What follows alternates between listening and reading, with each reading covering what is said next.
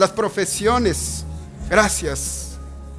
Pero tú eres nuestra plenitud, oh Dios. Gracias. Estamos llenos, completos, satisfechos en ti, Dios. Gracias. Gracias. Gracias. Gracias. Gracias. Gracias. Gracias. Gracias. Gracias. Gracias. Gracias. Llenos en ti, completos en ti, Señor. Gracias. Aleluya. Aleluya. Gloria a Dios. Gloria a Dios. Gloria a Dios. Aleluya. Dios es bueno. Amén. Dios es bueno. Amén. Gloria a Dios. Tomen asiento, amados. Aleluya. Aleluya. Gloria a Dios. Gloria a Dios. Aleluya. Gloria a Dios. Ustedes pueden experimentar esta canción. Pueden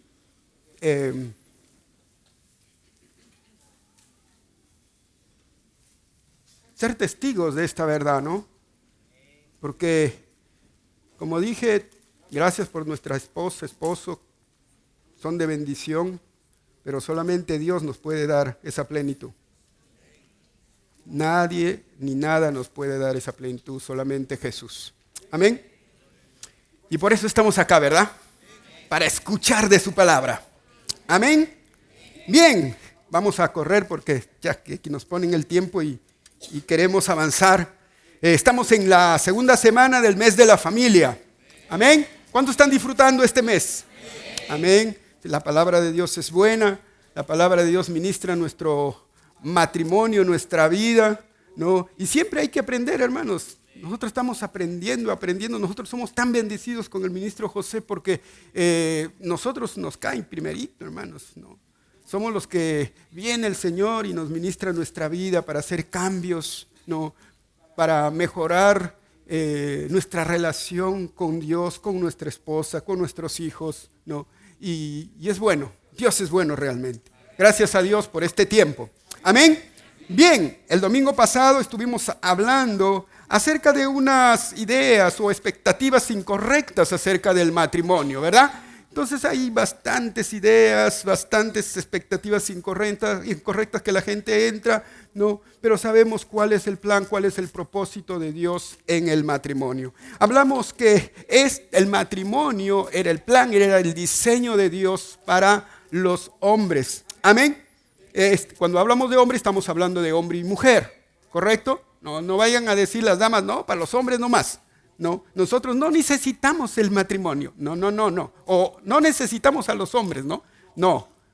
Tanto los hombres como las mujeres es el plan de Dios, el matrimonio. Amén. También hablamos acerca de que el matrimonio es un pacto, un acuerdo, una alianza, un compromiso, donde ese pacto no solamente es de dos, sino es de tres, ¿no? Dios está involucrado en ese pacto. Por lo tanto, esta institución del matrimonio es una institución divina, porque hay un ser divino en medio nuestro. Amén. Y como tal hay que respetarla, no hay que desecharla, no hay que tomarla a la ligera cualquier cosa que vaya en contra del matrimonio, porque es una institución divina. Amén. En esta noche vamos a hablar acerca de que el matrimonio, y esto es muy interesante, es una sombra y figura de Cristo y la iglesia. Ahora, es importante que sepamos esto porque así como conozcamos acerca de esto, nuestro matrimonio se va a desarrollar.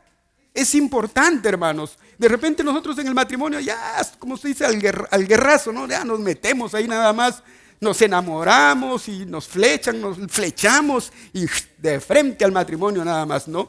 Pero no, hay que como iglesia, como cuerpo de Cristo, hay que entender esto. Hay que tener un panorama mucho más amplio.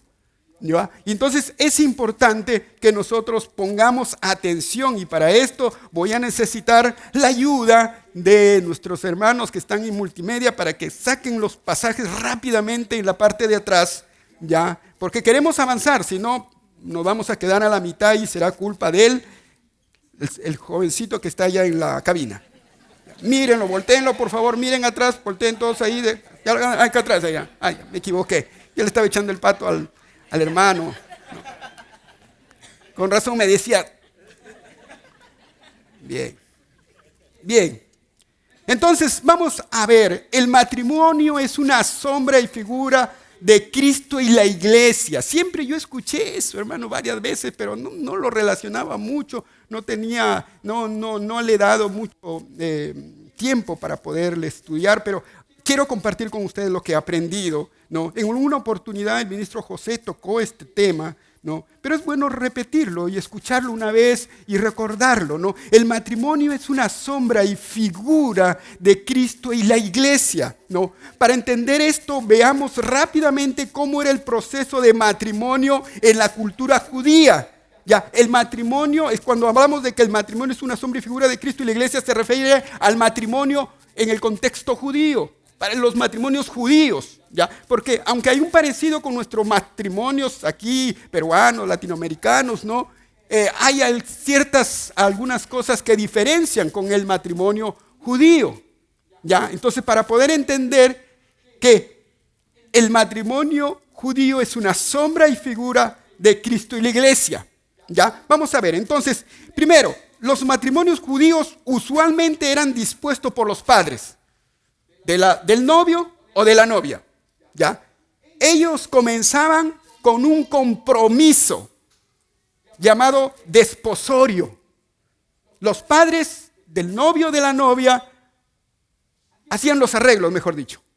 Ellos arreglaban el asunto, aquí no le daban su opinión a la novia, si estaba enamorado o no. Simplemente arreglaban el asunto y el matrimonio, ¿no? Este compromiso se llamaba desposorio. ¿Ya? Y Efesios 1:4, miren lo que dice Efesios 1:4 para hacer el paralelo, porque es sombra y figura del matrimonio de Cristo y la iglesia. Efesios 1:4 dice, según nos escogió en Él antes de la fundación del mundo, para que fuésemos santos y sin manchas delante de Él. ¿Ve la similitud? Nuestro Padre ya de antemano nos escogió antes de la fundación del mundo.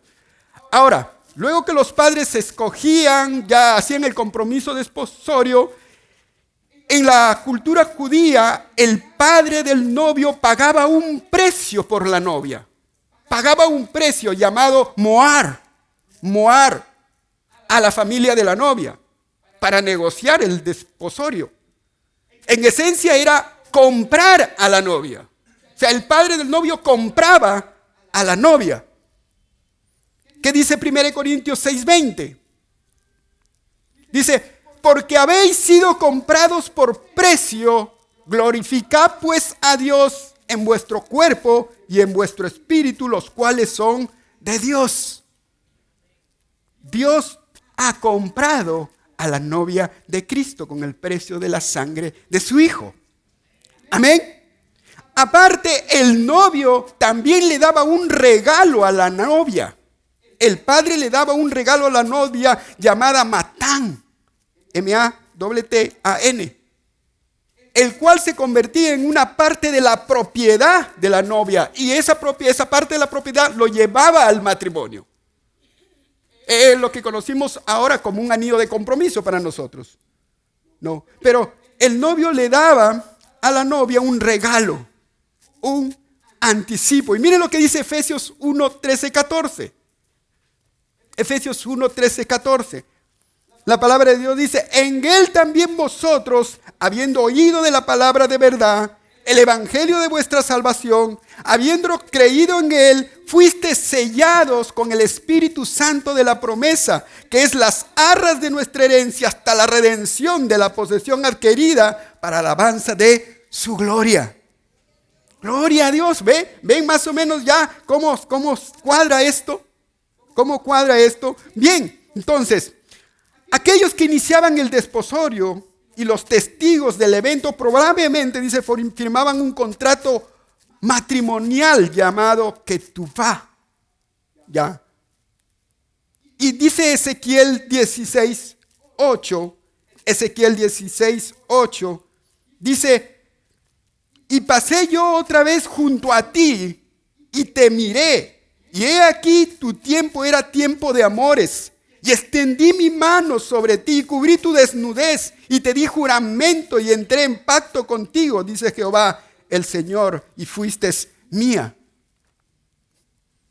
Luego, era costumbre que cuando se hacía este compromiso, este desposorio, era costumbre común que la novia se uniera a la casa del padre del novio. En nuestro contexto, mayormente alguien se casa y busca su propia casa, ¿correcto? No. Pero en el contexto judío, era costumbre que la novia vaya a la casa del padre. Amén.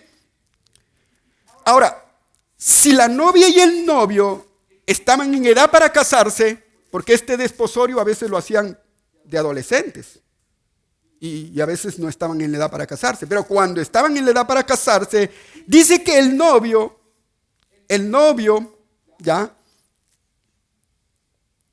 El novio regresaba a la casa del padre.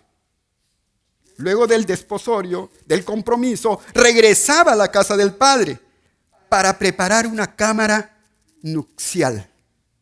Regresaba el novio a la casa del padre para preparar una cámara nupcial. Y mire lo que dice Juan 14:2. ¿Qué es lo que dijo Jesús? Jesús dijo, en la casa de mi padre muchas moradas hay. Si así no fuera, yo os lo hubiera dicho. Voy pues a preparar lugar para vosotros. Entonces el novio se iba a preparar una cámara nupcial para la novia. Y el novio y la novia, ¿qué hacía en ese tiempo? Mientras que el novio se iba, la novia, en ese tiempo de compromiso, ella era preparada, entrenada para tomar el papel de esposa. Este era el periodo de tiempo cuando ella era observada en su pureza y fidelidad. Por eso que mayormente este tiempo mínimo duraba 1 año, para ver si por si acaso le dan gato por liebre al novio. No. Entonces, 1 año aproximadamente o más, ¿no? Este es el periodo cuando ella era observada en su pureza y fidelidad. 2 Corintios 11:2, ¿qué nos dice? 2 Corintios 11:2. Porque os celo con el celo de Dios, pues os es desposado con un solo esposo para presentaros como una virgen pura a Cristo. Efesios 5:25 y 27, ¿qué es lo que dice? Maridos, amad a vuestras mujeres, así como Cristo amó a la iglesia y se entregó a sí mismo por ella para santificarla, habiéndola purificado en el lavamiento del agua por la palabra, a fin de presentársela a sí mismo, una iglesia gloriosa, que no tuviera mancha ni arruga ni cosas semejantes, sino que fuese santa y sin mancha. Hermanos, ese es el tiempo que estamos actualmente, la iglesia del Señor. Aquí nos hemos quedado en este proceso de matrimonio. En este tiempo estamos nosotros. En este tiempo. ¿Se ubican? ¿Sí ubican? Este es el tiempo de la iglesia que está siendo preparada para ver su fidelidad, su pureza. No, este es el tiempo. Pero bueno, sigamos con ¿cómo era el proceso del matrimonio judío? Bueno, cuando el lugar que el novio había ido a preparar estaba listo, el novio no podía venir. Porque él quería, simplemente tenía que esperar la orden del padre. El padre era el único que podía decidir cuándo el novio tenía que partir para ir a buscar a su novia. ¿Y qué dice la palabra de Dios? 14:3 dice, y si me fuere, Juan 14:3 dice, y si me fuere, yo os prepararé el lugar, vendré otra vez y os tomaré a mí mismo, para que donde yo estoy, vosotros también estéis. Mateo 24:36. Mateo 24:36 dice: pero el día y la hora nadie sabe, ni aun los ángeles de los cielos, sino solo mi Padre. Amén.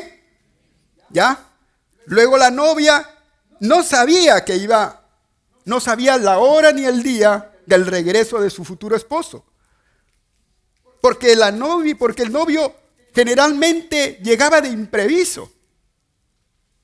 No avisaba que iba a llegar. ¿Recuerdan la historia de las 10 vírgenes? Las 5 sensatas e insensatas. Esa es la historia de un matrimonio judío. El novio llegaba sin avisar. Pero cuando llegaba, cuando ya estaba presente, entonces se tocaba una trompeta o se gritaba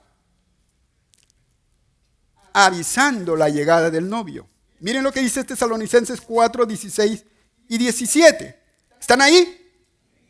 ¿No se han dormido? Yo le dije a mi esposa hoy día, le dije: amor, trae caramelos, me vaya a dormir. Y después ella me dijo: si tú vas a predicar. Caballero, me acordé del chiste del pastor del domingo. Bien, ¿qué dice? ¿Qué pasaba? ¿Qué dice Tesalonicenses 4, 16 y 17? Dice: porque el Señor mismo, con voz de mando, con voz de arcángel y con trompeta de Dios, descenderá del cielo, y los muertos en Cristo resucitarán primero. Luego nosotros, los que vivimos, los que hayamos quedado, seremos arrebatados juntamente con ellos en las nubes para recibir al Señor en el aire, y así estaremos siempre con el Señor. ¡Aleluya! Esperamos ese día glorioso de que el novio venga por la iglesia, nosotros. Amén. Eso es lo que hacía el novio en un matrimonio judío. Llegaba sin avisar. Amén. Ahora, antes de la ceremonia, en el matrimonio judío, antes de la ceremonia a cual asistían unos pocos seleccionados, probablemente la familia, la novia participaba de un ritual de limpieza. ¿Se dan cuenta que en nuestros matrimonios hay la ceremonia y luego hay ¿qué? La fiesta, ¿verdad? La ceremonia y la fiesta. Esto es muy parecido, ¿no? Pero antes de esa ceremonia, dice, antes de la fiesta, no de la ceremonia, sino que la novia participaba de un ritual de limpieza. Y miren lo que dice 2 Corintios 5:10. Miren lo que dice 2 Corintios 5:10. Luego que hemos sido arrebatados, ¿no? Dice: porque es necesario que todos nosotros comparezcamos ante el tribunal de Cristo, para que cada uno reciba según lo que haya hecho mientras estaba en el cuerpo, sea bueno o sea malo. Amén. Y lo que dice Apocalipsis 19, 6, 8. Apocalipsis 19, 6, 8. Dice: y oí como la voz de una gran multitud, como el estruendo de muchas aguas, y como la voz de grandes truenos que decían: aleluya, porque el Señor nuestro Dios Todopoderoso reina. Gocémonos y alegrémonos y démosle la gloria, porque han llegado las bodas del Cordero. Está anunciando las bodas del Cordero. Esto se refiere a la fiesta. Y su esposa se ha preparado, y a ella se le ha concedido que se viste de lino fino, limpio y resplandeciente, porque el lino fino es las acciones justas de los santos. Amén. Después de la ceremonia, la pareja asistía al banquete de bodas en su honor. Uno era la ceremonia y otro era la fiesta. Después de la ceremonia, la pareja asistía a un banquete de bodas en su honor. Y mire lo que dice Apocalipsis 19, 9. Dice: y el ángel me dijo: escribe, bienaventurados los que son llamados a la cena de las bodas del Cordero. Y me dijo: estas son palabras verdaderas de Dios. Amén. ¿Ven la similitud del proceso de los matrimonios judíos con el matrimonio de Cristo y la iglesia? El matrimonio judío era una sombra y figura del matrimonio de Cristo y la iglesia. Cuando Pablo escribe en Efesios 5, del 21 al 23, No, ahí relata cómo describe algunas funciones del esposo y de la esposa. Ahí él relata cómo este era el plan de Dios desde los inicios. Dios ya había planificado el matrimonio de Cristo y la iglesia desde los inicios. ¿No? Por eso en Efesios 5:32, Pablo dice, grande es este misterio. Mas yo digo esto respecto a Cristo y de la iglesia. Él, supuestamente estaba hablando del matrimonio natural, pero él dice, yo estoy hablando del matrimonio de Cristo y la iglesia. Grande es este misterio, decía el apóstol Pablo. Era un misterio, una verdad que no había sido revelado hasta que la iglesia de Cristo, la novia, surgió. Recuerden, vimos de los inicios, vimos el Antiguo Testamento y vimos el Nuevo Testamento, pero la novia surge posteriormente. Era un misterio, una verdad que no había sido revelada hasta que la iglesia la novia, surgió. En el primer Adán, su costado tuvo que ser abierto para sacar a su novia cuando durmió. Un sueño profundo, ¿recuerdan? Tuvo que ser abierto, pero en el postrer Adán, Cristo, su costado también tuvo que ser abierto para que surja la novia cuando Él murió. Mediante el sacrificio de su sangre nos compró y nos apartó para Él. Mediante el agua nos limpió y nos sigue limpiando para presentársela a sí mismo como una iglesia gloriosa, que no tuviese mancha ni arruga ni cosas semejantes, sino que fuese santa y sin mancha. El matrimonio, hermanos, es la historia de amor y perdón de Cristo por la iglesia. Es la historia del proceso matrimonial y la culminación gloriosa de ese matrimonio, en los cuales nosotros vamos a participar. ¿Qué nos toca? Prepararnos, hermanos. Por eso que el matrimonio natural es un lugar de preparación. Es un lugar de preparación. Alguien hizo esta pregunta que cambió mi perspectiva acerca del matrimonio. Él decía, ¿qué tal si Dios diseñó el matrimonio más para hacernos santos que para hacernos felices? Es una pregunta realmente que te saca del cuadro de lo que tú piensas en el matrimonio. ¿Qué tal si Dios diseñó el matrimonio más para hacernos santos que para hacernos felices? Entonces, el matrimonio es un lugar donde crecemos, maduramos, nos santificamos, nos apartamos para ese momento glorioso de la iglesia. Amén. El matrimonio es sombra y figura de Cristo y la iglesia. Ahora, Cristo es el esposo. Digan esposo. Y la iglesia es la esposa. Digan esposa. Ahora, Cristo y la iglesia es un modelo a seguir de todo matrimonio cristiano. ¿Ya? El otro punto era sombra y figura. Pero ahora Cristo y la iglesia es un modelo a seguir de todo matrimonio cristiano. Ahora, hay un alto número de matrimonios cristianos que tienen problemas en su matrimonio debido a que no conocen que la Biblia nos muestra un ejemplo de matrimonio a seguir. En la Biblia está un ejemplo de matrimonio a seguir. O si no lo conocen, al menos no está tan claro eso. Y por consiguiente ellos buscan otros ejemplos. Buscan los ejemplos de los papás. No, dice, bueno, mi papá llevó así el matrimonio, yo también igualito lo hago, pero no. Y como de repente esos matrimonios de sus papás no fueron cristianos o no fueron muy maduros, entonces hacen exactamente lo que vieron en sus papás. Otros toman ejemplos de matrimonios que no son cristianos, porque ven superficialmente ese matrimonio que son chistosos y que le va bien y que están en el Face, sacan sus fotos y todas esas cositas, ¿no? Hacen publicidad. Entonces, ¡ay, qué bonita pareja! Yo también quiero ser como ellos. Pero es superficial. Y como es superficial, ellos también tratan de imitar ese tipo de matrimonio, ¿no? Y si no copian ese tipo de matrimonio, ellos asumen su matrimonio a su estilo, de acuerdo a lo que a ellos les parece o sientan. Pero no es la manera correcta, hermanos. Hay un modelo. Digan conmigo, hay un modelo. Una vez más, hay un modelo. Hay un modelo en el cual nosotros tenemos que seguir ese modelo.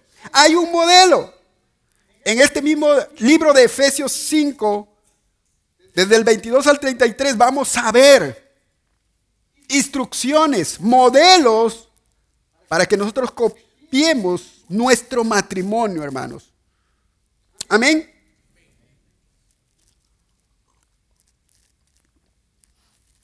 Digan, hay un modelo.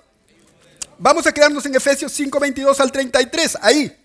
Busquen por favor Efesios 5 del 22 al 33. Hay un modelo. El apóstol Pablo en este libro da instrucciones sobre el matrimonio. Da instrucciones. ¿A quiénes da? A los esposos y esposas. ¿Ya? Pablo usa la palabra repetidamente, así como. ¿Ya llegaron a Efesios 5? Bien. Pablo usa la palabra repetidamente, así como, para describir un ejemplo, un modelo. Y ahí describe los roles y funciones del esposo y la esposa. Yo sé que somos una iglesia hemos sido ministrados muchas veces acerca de estos temas. Muchas veces, ¿no? Pero cuando es asunto de matrimonio hay que escucharlo una y otra vez. Porque se nos chispotea, ¿verdad? Se nos va. Entonces vamos a recordar algunas cositas, algunos puntos rápidamente, ¿no? Acerca de los roles y funciones del esposo y la esposa. Roles que los matrimonios cristianos tenemos que seguir. ¿Cuántos casados hay en esta noche? Casaditos. Levanten su mano así como cuando aceptas a tu novia. Así, rapidito, a ver. Sí, hay varios. Hay varios. ¿Y cuántos espositas? Espositas también dije, ¿no? ¿Levantaron todos hombres y mujeres? Oh, bien. ¿Y cuántos no se han casado?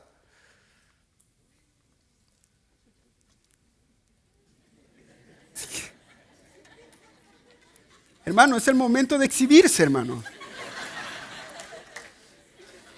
Es el momento de exhibirse, si no, no van a poder ver la mercadería.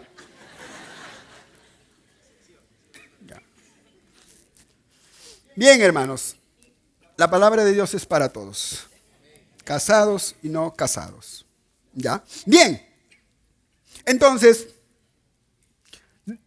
el libro de Efesios 5, 22 y 23 describe los roles y funciones de la esposa y de la esposa.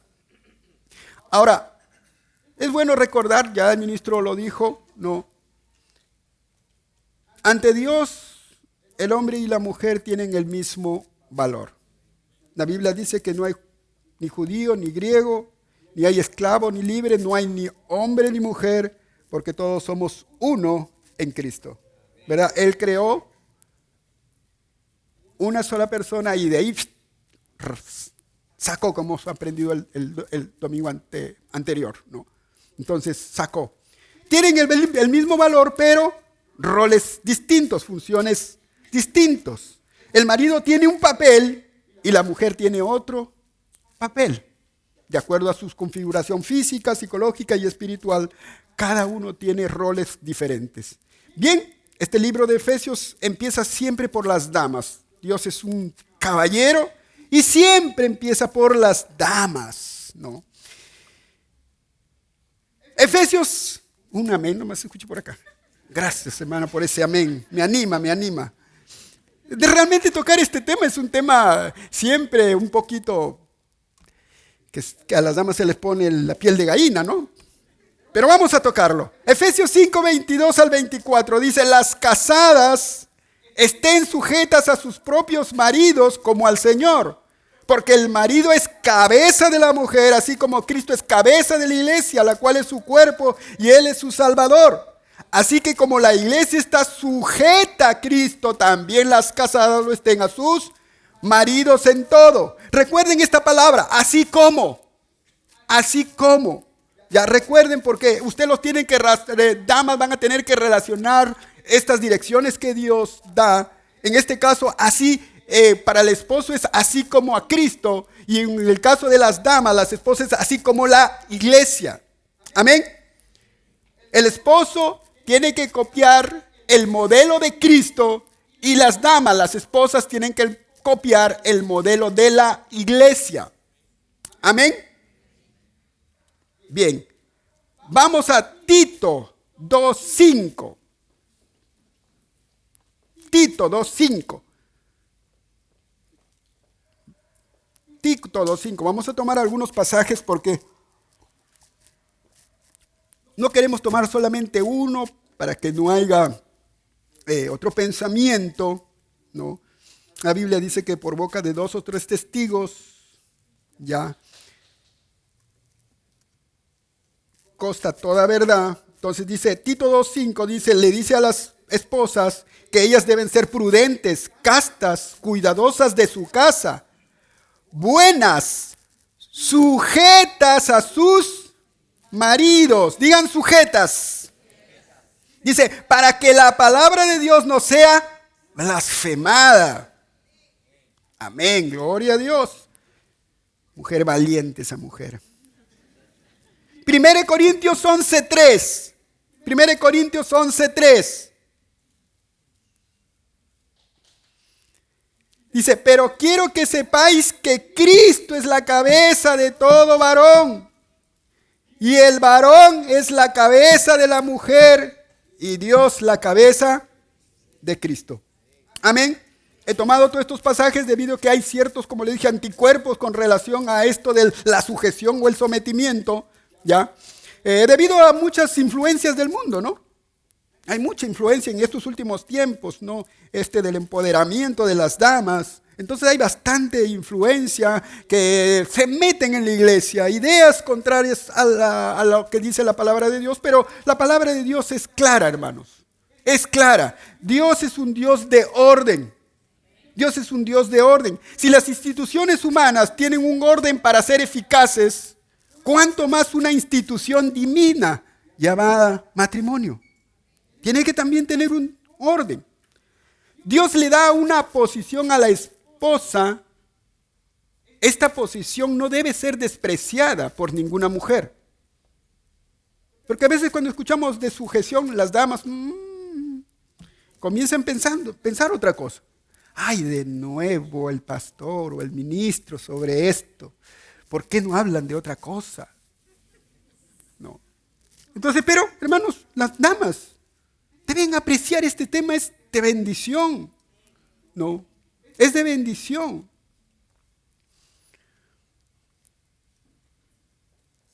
¿Qué dice Colosenses 3:18? Les leo en la Nueva Biblia Viva.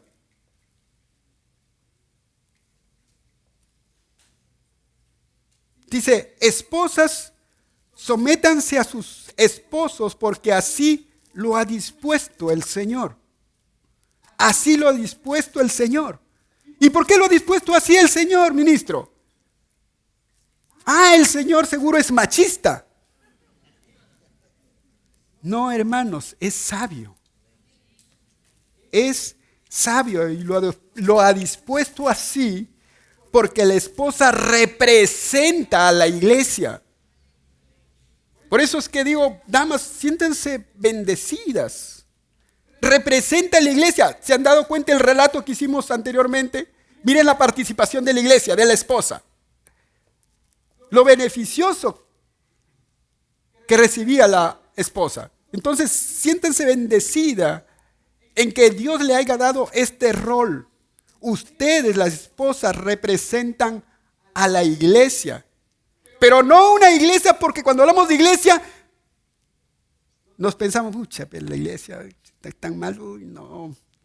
¿Por qué pensamos que es una iglesia rebelde, no? Nos miramos a nosotros mismos, pensamos que está hablando de esa iglesia así carnal. No, hermanos, aquí está hablando de una iglesia totalmente diferente. ¿No? No es una iglesia rebelde que quiere tomar el lugar de Cristo. No una iglesia que no le gusta ser cuerpo, sino que quiere ser cabeza. No una iglesia que no le gusta seguir las direcciones, sino que quiere dar direcciones. No de un tipo de iglesia que es rebelde. Ese tipo de iglesia usted no representa, amada esposa. Esposa, hija de Dios, hija de la iglesia cristiana de fe Zoe, usted no representa ese tipo de iglesia. Usted representa a una iglesia sujeta a Cristo. Sujeta a Cristo. Amén. Y si usted está sujeta a Cristo, no le será fácil sujetarse al esposo, porque esa es la clave, hermanos. Si usted está sujeta a Cristo, es fácil someterse al esposo. Es fácil. El problema es que las esposas no se sujetan a Cristo y ahí está el problema. Amén. Entonces, tenemos que someternos. Las esposas tienen que someterse a los esposos, honrarlos, respetarlos. Recuerden, hermanos, que el sometimiento nos lleva a la grandeza. El sometimiento nos protege. El sometimiento, a veces, como le digo, también el concepto erróneo acerca de esto. Pero hemos aprendido, el más grande ejemplo que tenemos es Cristo Dios, que se sometió, no, se hizo hombre, tomó forma de siervo. Y miren el resultado de haberse sometido a la voluntad del Padre. Él está entronizado con toda honor, gloria y poder. Entonces el sometimiento, hermanos, hermana, te va a dar bendición, te va a dar protección, te va a dar grandeza. Porque muchas esposas dicen a veces, no me someto a mi esposo, yo no me someto a mi esposa, ¿no? Porque es así, asá. Hermanos, hermanas bendecidas, ¿no? Si ustedes quieren ser ensaltadas, quieren ser alabadas, sométanse. Por experiencia de muchas personas he visto esposas que no se han querido someter. No se han querido someter a su esposo. Y el resultado ahora es que están solas. Solas. Pero he visto personas que, a pesar de que sus esposos eran para llorar, esos esposos han regresado con ella. Amén. Bien, entonces el sometimiento es importante en la esposa. Y el sometimiento tiene que ser voluntario. Vamos a correr, voluntario. ¿Ya? Efesios 5:22 dice, las castradas estén sujetas a sus propios maridos. ¿Cómo? Al Señor. Digan cómo al Señor. Cuando ustedes están sometiéndose, no vea a su esposo, vea al Señor. Ustedes lo hacen por amor al Señor. Amén. Y esta práctica no debe ser forzada, sino el fruto de la disposición de su corazón, de obediencia y amor al Señor. Amén. Si usted no está sometido a su esposo, no diga que usted está sometiéndose a Dios. Porque la expresión externa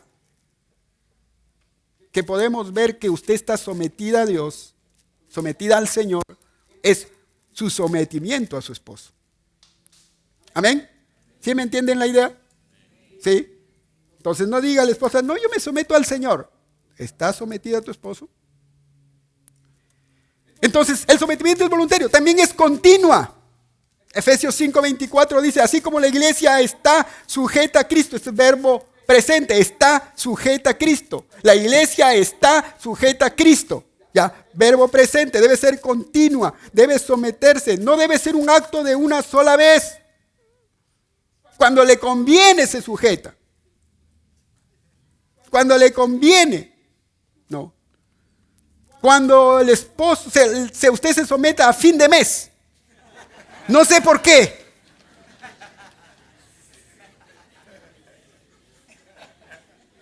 No, es continua. siempre. Amén. Ese sometimiento debe formar un patrón de comportamiento de usted, esposa. Entonces, también el sometimiento debe ser incondicional. Incondicional. Tú la incondicional. Y no estoy hablando de Luis Miguel. Te hablo a ti, mujer. No pongas requisitos para sujetarte, ni busques excepciones para no sujetarte. Las casadas, dice, deben someterse a sus maridos en todo. Digan en todo. No en algunas cosas, como digo, porque fácil es. Si a la esposa le dices, vamos a ir de compras, ahí al toque se someten. ¿Sí o no? Es fácil. Pero si le dices, ya deja de ir tanto tiempo de ir a ver a tu madre, entonces, a veces, ¿no? ¿Qué? ¿Por qué me dices que no tengo que ir a ver a mi mamá? ¿Le tienes miedo? Sí, seguro. ¿Le tienes cólera tú? ¿No? Algo tienes con mi madre. Y ahí comienzan los problemas. Pero hay que aprender a sujetarse, hermanos. Hay que aprender a sujetarse en todo.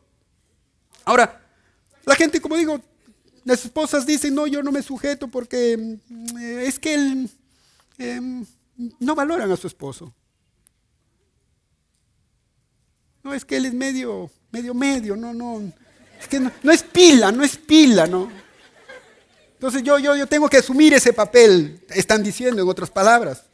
Hermanos, hermanas, tu esposo no tiene que pasar una prueba de actitud o de conocimiento para que tú te sometas. No tiene que pasar una prueba de conocimiento.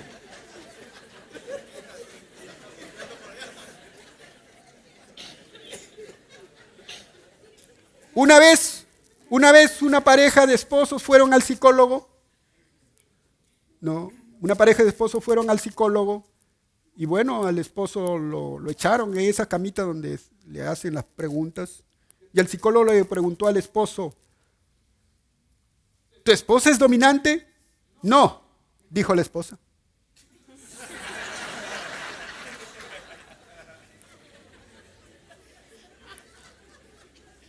Hermanas, sométanse a sus esposos.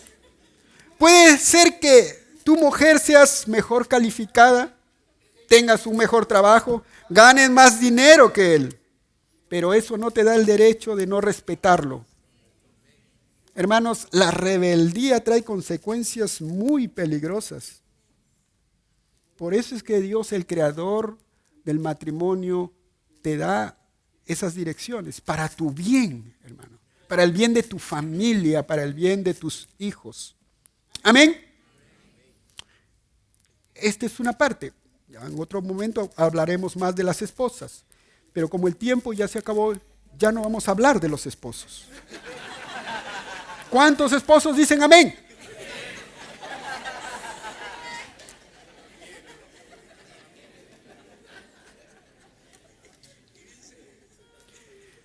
25, Efesios 5:25. Maridos, amad a vuestras mujeres, así como Cristo amó a la iglesia y se entregó a sí mismo por ella. Todo marido debe amar a su esposa. Las damas dirán, uy, qué fácil. ¿Por qué no nos tocó esa parte a nosotros? ¿Por qué no nos tocó el nosotros amar y a ellos que se sujeten? No, porque ellos fueron diseñadas para, ustedes fueron diseñadas para ser amadas y nosotros para ser respetados. Amén. Cuando Dios sacó una parte de Adán, de repente sacó más amor para ustedes. Por eso es que Dios no le dice amen. Pero sí estoy seguro, de repente sacó menos sujeción y sumisión para ustedes. Por eso a ustedes le dicen sujétense.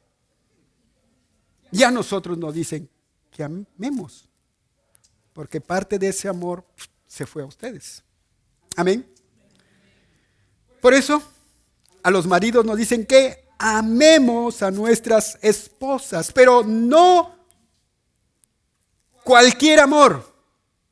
No cualquier amor. No es un amor carnal, pasional, emocional, sino con el amor de Cristo, así como Cristo amó. Es con el amor de Cristo que tenemos que amar a nuestras esposas.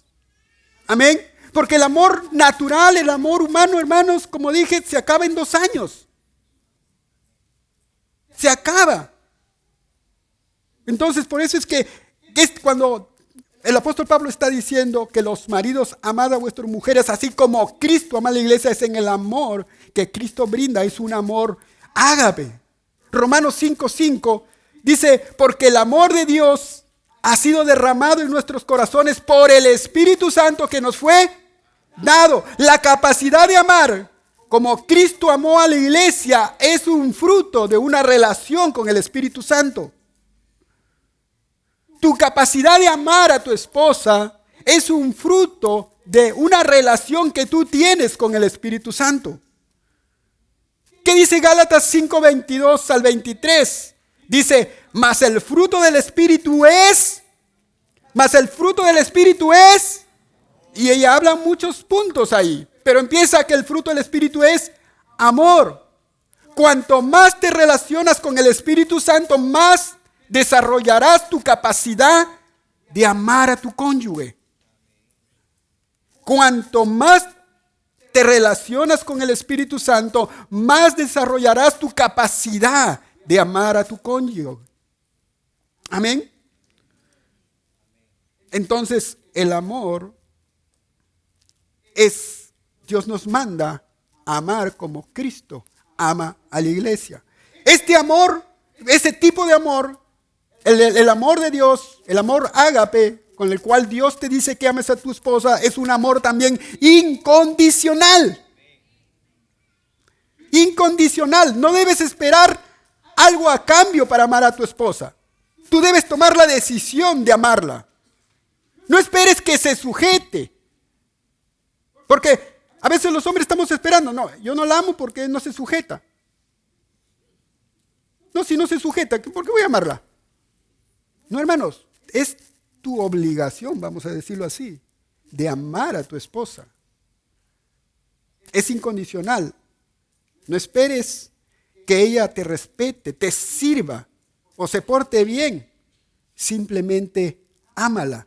Esa es la clase de amor con la cual Dios demanda al esposo amar a nuestra esposa. No, porque Él lo hizo. Romanos 5:8 dice, mas Dios muestra su amor para con nosotros en que siendo pecadores, Cristo murió por nosotros. Romanos 5:10 dice, porque siendo enemigos fuimos reconciliados con Dios por la muerte de su Hijo, mucho más estando reconciliados seremos salvos por su vida. Si Cristo amó a la iglesia cuando era enemiga de Él, el esposo recibe el mismo mandamiento de amar a su esposa cuando ella aún no lo merezca. Dios no te condiciona para amarte. Dios no te condiciona para amarte. Él no te dice, si me amas, yo te amo. Si tú te sometes, yo te amo.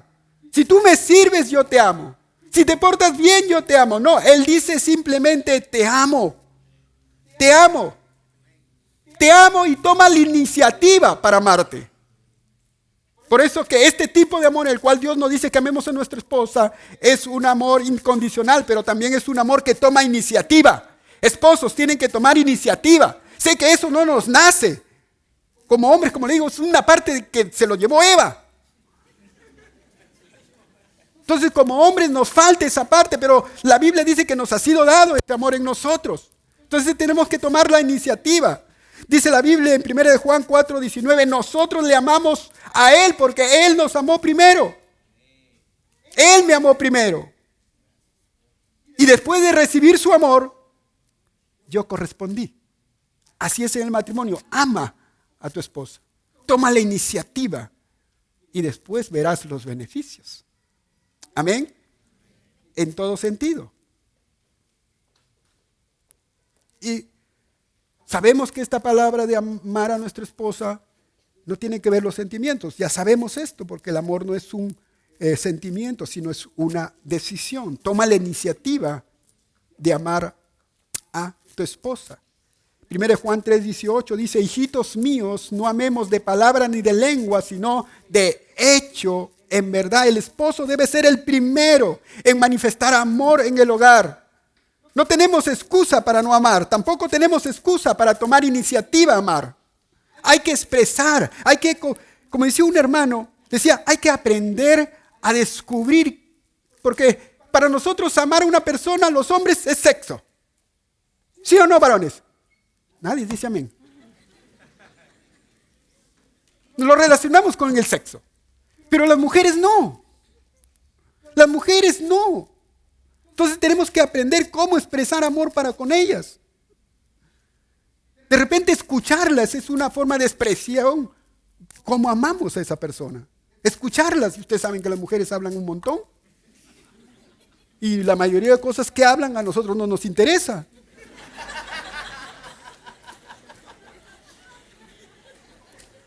Pero tenemos que mostrar el amor sacrificial escuchándoles.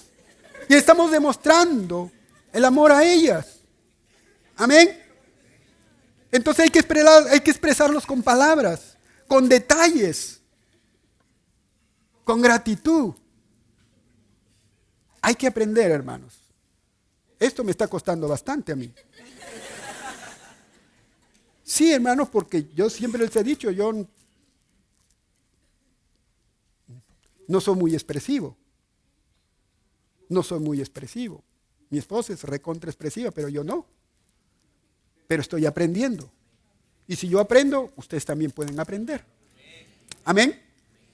Entonces, el amor que Dios nos demanda de amar a nuestra esposa es incondicional, toma iniciativa, pero también es un amor que santifica y purifica. Que santifica y purifica, ¿no? Dice, Cristo se entregó por su esposa, la iglesia, y la santificó por medio del lavamiento de la palabra de Dios para presentársela como una esposa gloriosa y sin mancha. Así tu esposo, tú eres el responsable de la gloria que tu esposa emita. Eso lo vimos el domingo anterior, con el ministro José. La gloria que tu esposa emita, tú eres el responsable. 1 Corintios 11:7, en la traducción viviente dice, la mujer refleja la gloria del hombre. La mujer refleja la gloria del hombre. Uno de los mejores regalos de bodas que Dios te ha dado